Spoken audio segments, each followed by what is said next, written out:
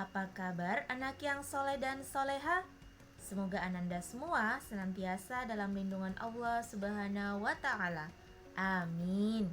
Sebelum memulai pembelajaran, kita berdoa terlebih dahulu. Posisi berdoa. Doa dimulai.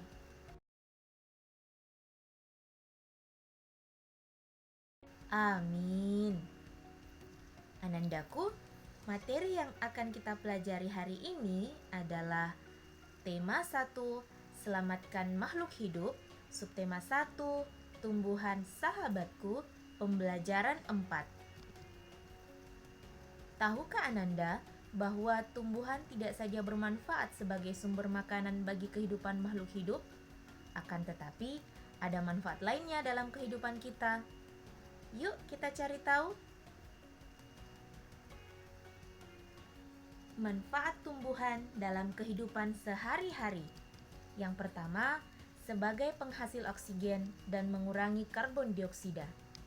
Yang kedua, sebagai produsen atau penghasil makanan. Yang ketiga, selain dapat menghasilkan makanan, tumbuhan juga berfungsi sebagai obat. Yang keempat, sebagai pelindung dari erosi dan abrasi. Yang kelima, sebagai tempat perkembangbiakan dan rumah bagi hewan. Ananda yang soleh dan soleha, manfaat tumbuhan dalam kehidupan sehari-hari tidak hanya 5 nomor yang ibu guru sampaikan, tetapi masih banyak lagi manfaat tumbuhan dalam kehidupan sehari-hari. Tumbuhan berkembang biak untuk menjaga kelestarian jenisnya sebagai sumber kehidupan bagi makhluk hidup lain. Oleh karena itu, manusia memiliki peran untuk melestarikan tumbuhan. Tahukah Ananda bahwa ikut memelihara kelangsungan hidup tumbuhan merupakan salah satu bentuk pengamalan nilai-nilai Pancasila? Ananda yang soleh dan soleha, pahami kembali kelima sila Pancasila berikut. Sila pertama, ketuhanan yang Maha Esa.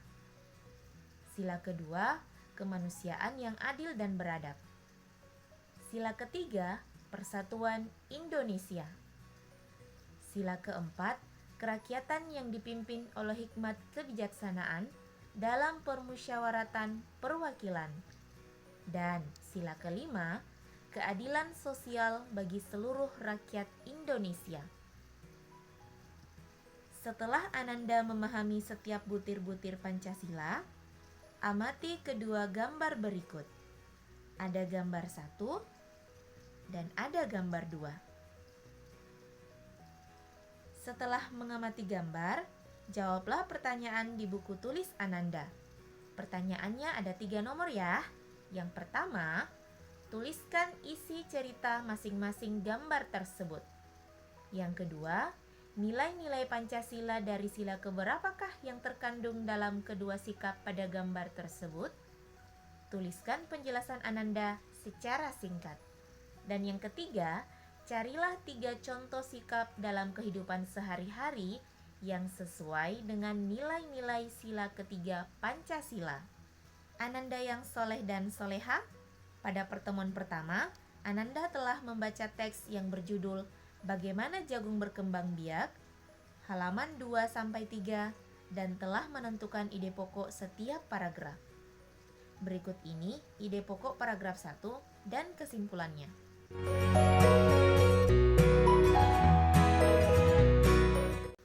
Dan ini adalah ide pokok paragraf 2 beserta kesimpulannya.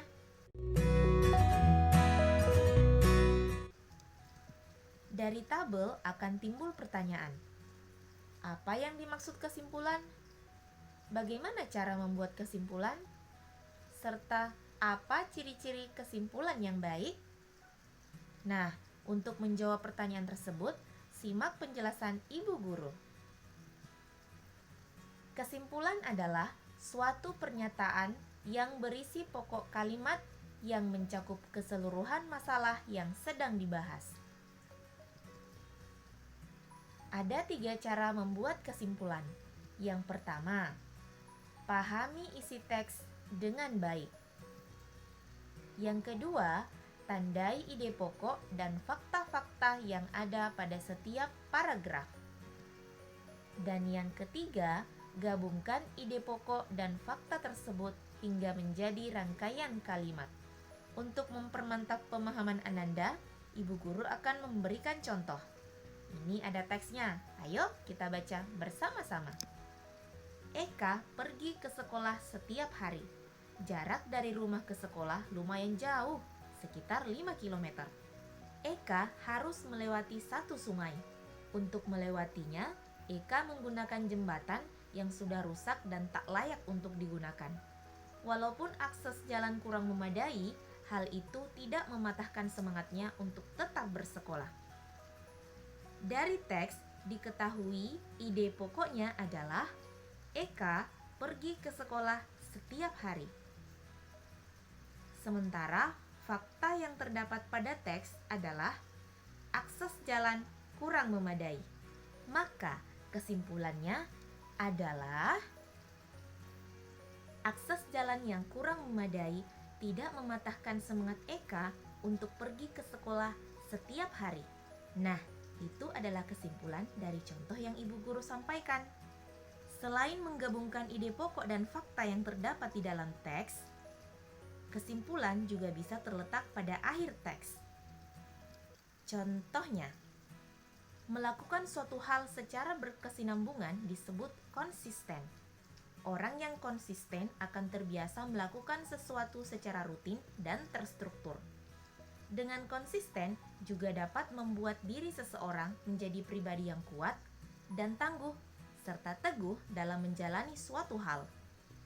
Jadi, konsisten dapat memberikan beberapa manfaat pada diri sendiri. Dari teks tersebut, kesimpulannya adalah konsisten dapat memberikan beberapa manfaat pada diri sendiri.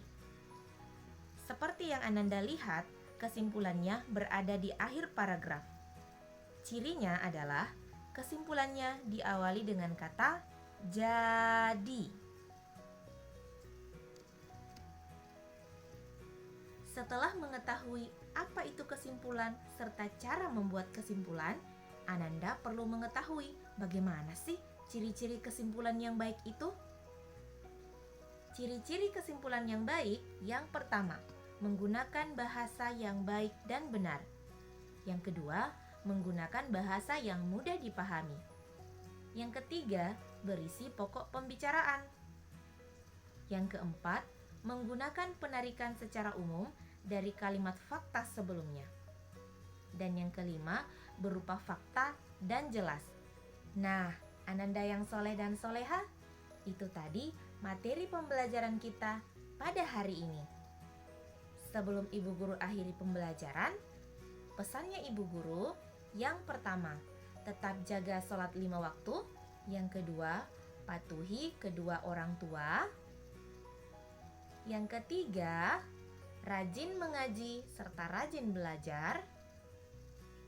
Yang keempat, sayang terhadap sesama saudara. Dan yang kelima, tetap patuhi protokol kesehatan. Sampai bertemu pada pembelajaran selanjutnya. Wassalamualaikum warahmatullahi wabarakatuh.